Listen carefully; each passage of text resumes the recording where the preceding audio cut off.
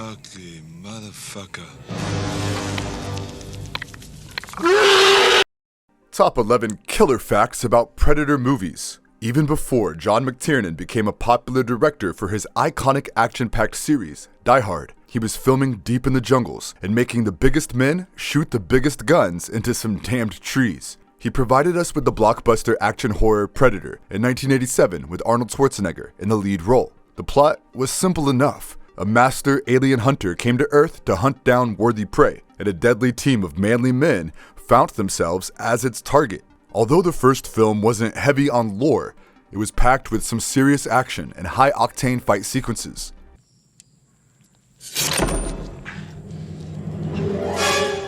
Over the period of time, the franchise had 4 Predator films and 2 crossovers with aliens. To someone who hasn't followed the comics and other literature, predators are simply grotesque beasts who live to hunt and hunt to live, but there's more to their characters than just carnal instinct to hunt. These beasts are honorable hunters who hail from a planet called Yautja Prime and travel across the galaxy in search of worthy prey. Hunting has become their way of life because once upon a time, they were the ones who were used as prey by a more evolved species for entertainment. This is a prime example of ironic revenge. There have been many different kinds of predators, most of whom are mentioned in the comics and novels. We have spent countless hours into making wholesome and comprehensive videos about the predator lore and types of predators. You may want to check them out. In this video, we will be talking about the 11 facts about the Predator films that are as killer and fascinating as the predators themselves. Before we go into our explanation, we have a very small request. If you like our content, please support us by subscribing to our channel. This is a small click for you, but for us, it means a lot. Thank you. Let's begin.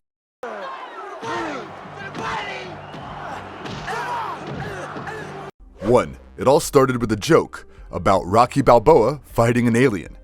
Kennedy family biographer Lawrence Lemur wrote a biography of Arnold Schwarzenegger back in 2006. If we are to believe one of the excerpts from his piece of literature, the Predator franchise came into existence because of a joke on Sylvester Stallone's Rocky Balboa. So, when the 4th film of the Rocky franchise came out, it took people by surprise and awe. There was an acute sense of patriotism that the film invigorated in the hearts and minds of people. Not only did Rocky defeat Ivan Drago, who seemed like an unstoppable force, but he had the Russian crowd cheering for him in the gallery.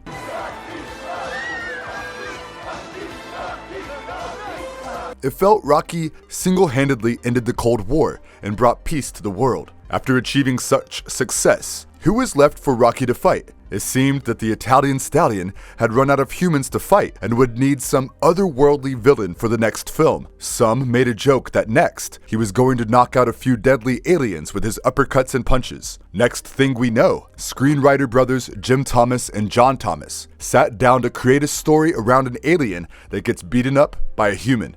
The initial script concerned with a band of aliens from different species hunting several other targets. However, this was later changed, and it was decided that one extraterrestrial would do the hunting. As for the prey, they decided it was best to make the prey the most formidable human on Earth, and naturally, it was concluded upon that the target would be the leader of an elite special forces group. When Schwarzenegger read the script, he felt that it was all about just him and the alien, so he sat with the creative team and convinced them to make it a group of soldiers rather than just one single person.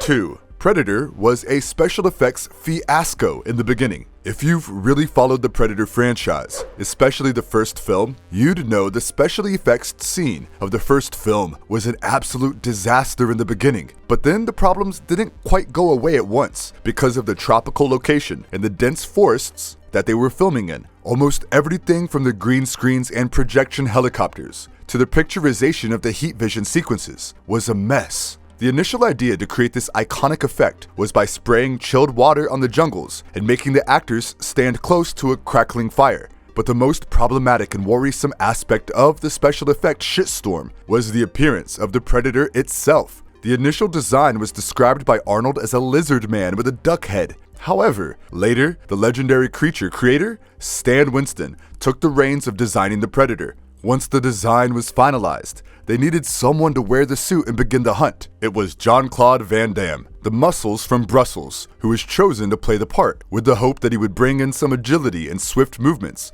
because of his prior knowledge of martial arts. However, Van Damme proved to be a difficult guy to work with. He would incessantly complain about the heat inside the suit, his problems with movement, and most of all, he was disappointed that he would never go on screen without the costume. Naturally, he stayed on the sets for 2 days before leaving.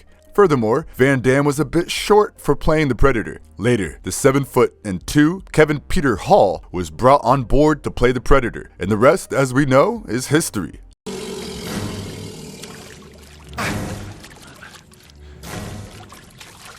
Three, Stan Winston's Predator design was far from the first. Mostly it happens that a truly inspiring and iconic design comes only once in a decade or two, and sometimes it takes a generation. Predator director McTiernan was not very hopeful of recreating the same horror for his film when he took a look at the first design of the Predator. It had a long neck, few tiger stripes, and a small head with big golden eyes. It did look otherworldly, but not scary enough. But in the end, it resembled nothing more than a cross between the Egyptian deity Anubis and a praying mantis. But then, the production had to be halted because of monetary issues, and this pause came as a blessing in disguise for McTiernan, who then brought in the legendary creature creator, Stan Winston. Winston reimagined the Predator from scratch and gave the creature the iconic mandibles, a mesh suit, dreadlocks, etc. Interestingly enough, the mandibles were suggested to Winston by James Cameron on a flight they were taking to Japan. Stan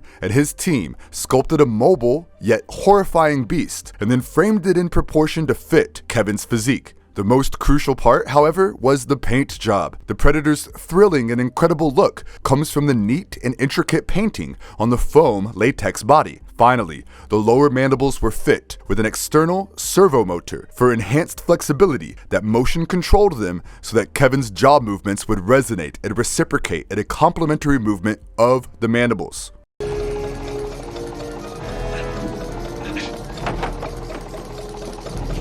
4. Arnold was pumping iron during filming. A lot. It could be said beyond an ounce of doubt that Arnold was in one of his best shapes during the filming of Predator. Well, a primary reason behind this was that he never left training and pumping iron during the shoots. Arnold had managed to get his gymming equipment to the hotel that the crew was staying at. Arnold, his trainer, and most of the people who were playing the commandos in the film would wake up while the others were still asleep, and they would hit the makeshift gym. That is the required level of dedication if one wants to achieve something, be it a great body or success in life. Naturally, the hours spent in the gym reflected in the muscular body that Arnie so well flaunted throughout the film.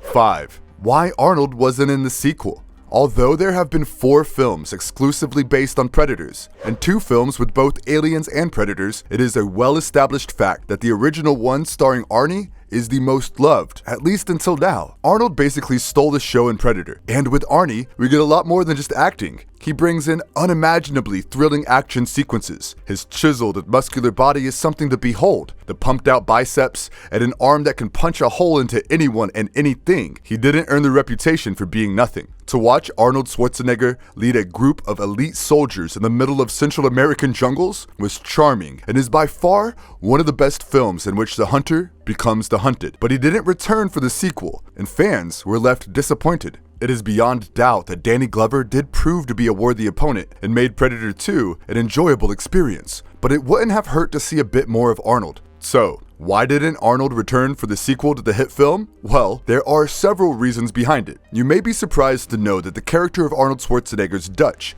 was written in the initial script of Predator 2 as the leader of an elite government unit tasked with capturing the Predator alive. However, not only was the role secondary to Danny's, but it also painted the character of Dutch with a bit of villainous colors. Even if Arnie wished to set aside his problems with the screen time and importance given to Dutch, Predator 2 producer John Davis later revealed that Arnold was not happy with the signing amount. Moreover, Arnold had to choose between doing Predator 2 and Terminator 2, and the latter gave him a more crucial role, so the choice was kind of easy to make. Arnold was not the only one who left Predator 2. Director McTiernan's fee went up. after the massive success of Die Hard, and he wasn't okay with the fee he was being offered for making Predator 2. Naturally, the studio went with Stephen Hopkins instead. Although Arnold has not failed to show his disappointment towards the Predator sequels, fans of the franchise would love to see him come back one more time.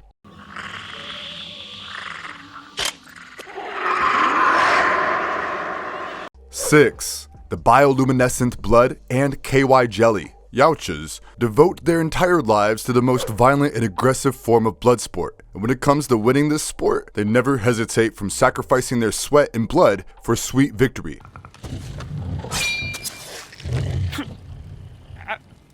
It shouldn't come as a surprise that Yautja blood must have really extraordinary characteristics instead of being something ordinary or trivial. Their blood is known to have life-giving and healing properties. For instance, a character named Hunter Borgia from the 2005 game Predator: Concrete Jungle survived as an infant only because he got exposed to the blood of a predator named Scarface. Not only that, he also went on to enjoy an enhanced life expectancy. If you wish to know more about him or other human predators, check out our video titled 5 Highly Dangerous Human Predators, Yautjas. Backstories explored. We'll leave a link in the description. Moving on, production team initially used an orange substance as the predator's blood, hoping that they would later edit it using visual effects. However, the orange substance looked terrible when they were editing the film, so instead, KY jelly and the liquid found inside glow sticks were used to create the predator blood.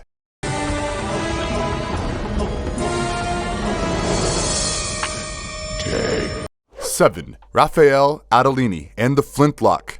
After Harrigan successfully kills the predator, other Yautjas appear to take the deceased. In that scene, the elder predator named Greyback gives Harrigan an old Flintlock pistol with the engravings Raphael, Adolini, 1715. This pistol has a fairly interesting backstory that it was explained in a comic published by Dark Horse Comics titled Predator 1718. As most of you should know, predators live on for centuries like the stupid but cute tortoises. So, when Greyback was all young and in his prime, he had come to Earth in 1718 to find himself a nice little worthy opponent. He came across a pirate captain named Raphael Adolini and chose him to be the worthy prey, for reasons unknown. But things changed for the worse when Adolini's crew turned against him because he had denied them permission to steal from the church. So, maybe Adolini did have a righteous, but was a crappy person nonetheless. When Greyback realized that Adolini would be stabbed by some 50 or so dumb, cowardly pirates, he came forward to help Adolini. The two of them joined forces and butchered the pirates.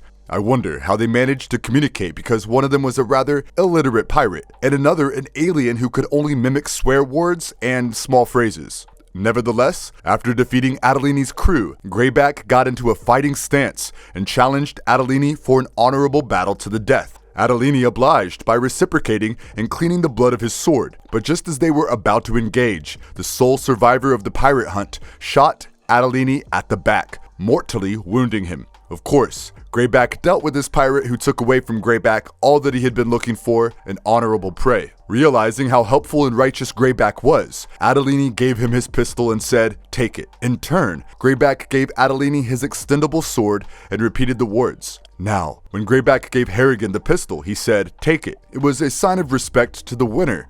Harrigan proved his mettle against the sturdy alien and became a man deserving the Yautja respect and honor.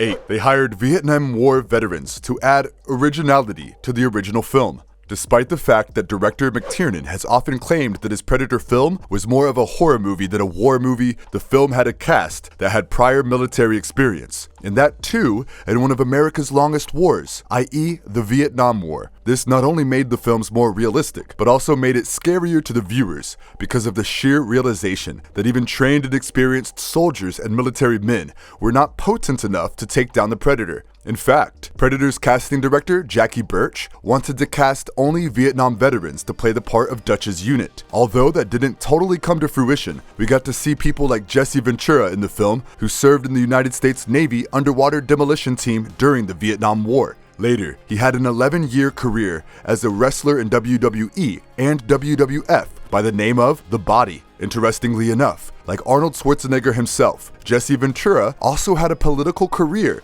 and served as the mayor for Brooklyn Park, Minnesota from 1991 to 1995, and then as the governor of Minnesota from 1999 to 2003.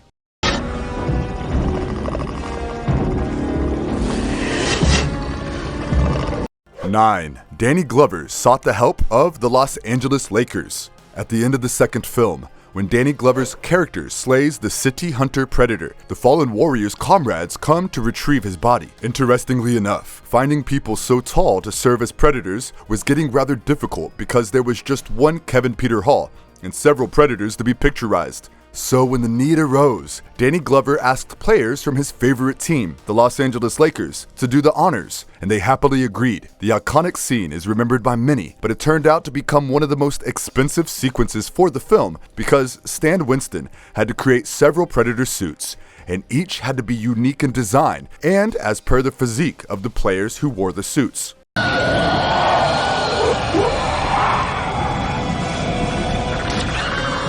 10. Filming in the city was pretty daring. Filmmakers really go to great lengths to have their art see the light of day, and more often than not, the experiences that they get are troubling in nature. For shooting the alley scene in Predator 2, McTiernan and his crew faced one of their worst nightmares in the form of angry and agitated residents of the neighborhood. It was a fairly tough neighborhood, and the streets were littered with all kinds of garbage. There is bound to be some sort of hullabaloo when one is filming a movie, but the violent residents probably preferred silence. So, they would throw bags filled with feces at the crew down below. Furthermore, while cleaning the alley for filming, they would often find huge rats. But the worst and most shocking experience for the crew was finding a dead body hidden in the garbage. Crazy stuff.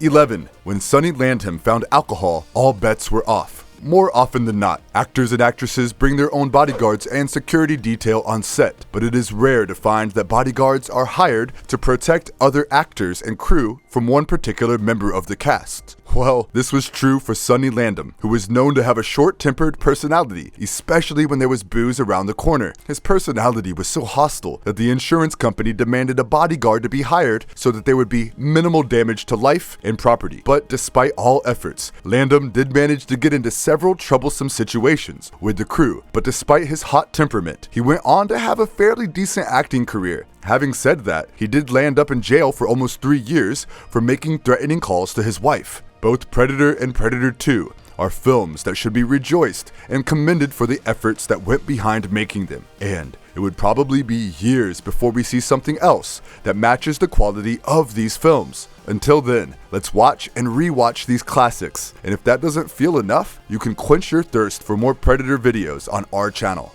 And if you liked our content, don't forget to leave a like and subscribe to us if you haven't already. Have a good one and be safe. Thanks everyone.